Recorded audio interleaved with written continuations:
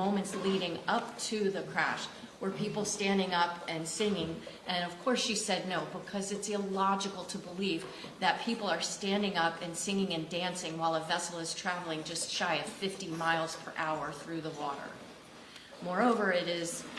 Well, there's a conflict in the testimony, right? I would submit no. Let me make it clear. No one has contended that anybody was standing. It was simply that they were raising their hands, dancing. All right, in their seats. There's conflict because maybe one or two witnesses testified to something about moving their arms around, but in terms of how much of a view could and could not be obstructed, isn't there a question for the jury?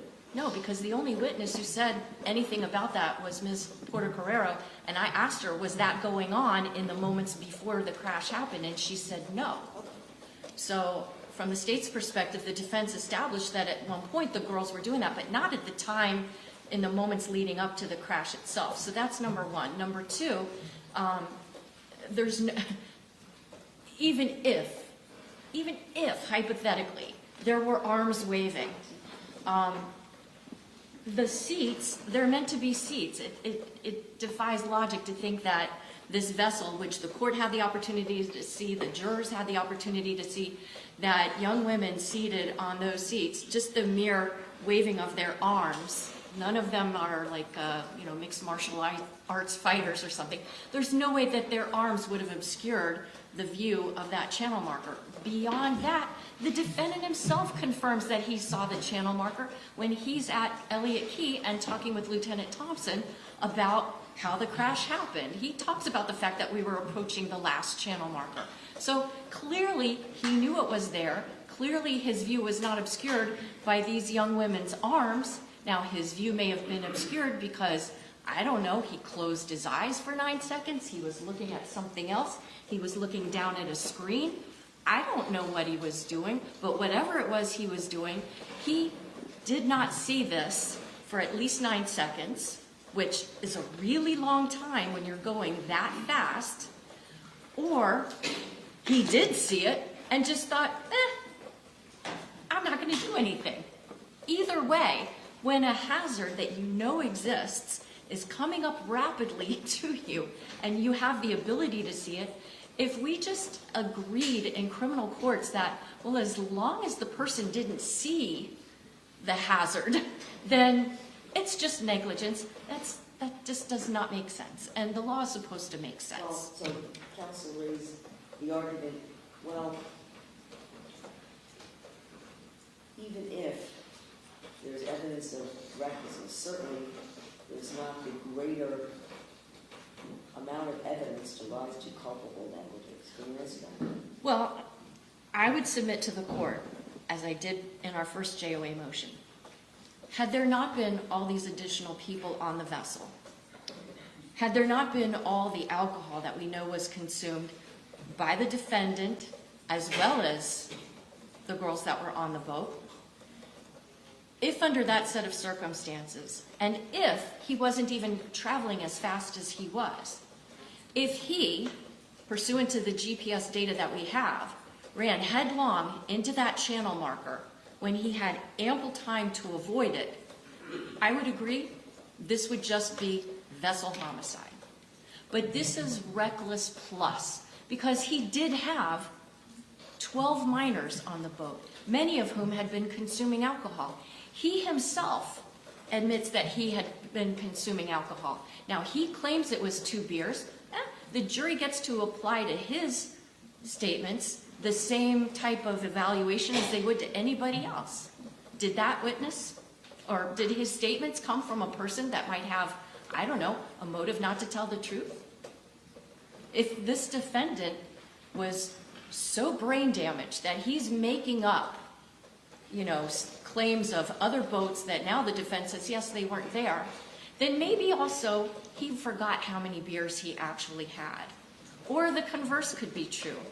He deliberately knew there was no other vessel, but he wanted to blame someone else for his actions, and he knew that he'd had more alcohol than 2 beers, but he wanted to undermine his liability, culpability, what have you. So this is not just recklessness. This is recklessness plus, because not only were there all those minors on the vessel, but even if hypothetically each of them only weighed 100 pounds, you're talking about an extra 1,000 pounds on the bow of that vessel, which, as the court has already heard, is going to make the vessel more difficult to navigate, especially given that boats are steered not from the front, but from behind. Obviously, boats don't have brakes, but we have so much more here than just a man who runs into a channel. We have a man with alcohol on board, with minors on board, with many minors on board, who also has a long-standing knowledge of that channel and where that channel marker is. So in terms of culpable negligence, I think we have absolutely established culpable negligence, because it is such an entire want of care as to almost be a deliberate disregard for the safety of those that were on his vessel. How does the GPS at all play into this in terms of how the GPS was set or not set? Set or not set? In terms of the, assisting Mr. Pino, if at all, in the navigation. What was the only evidence is the GPS, right?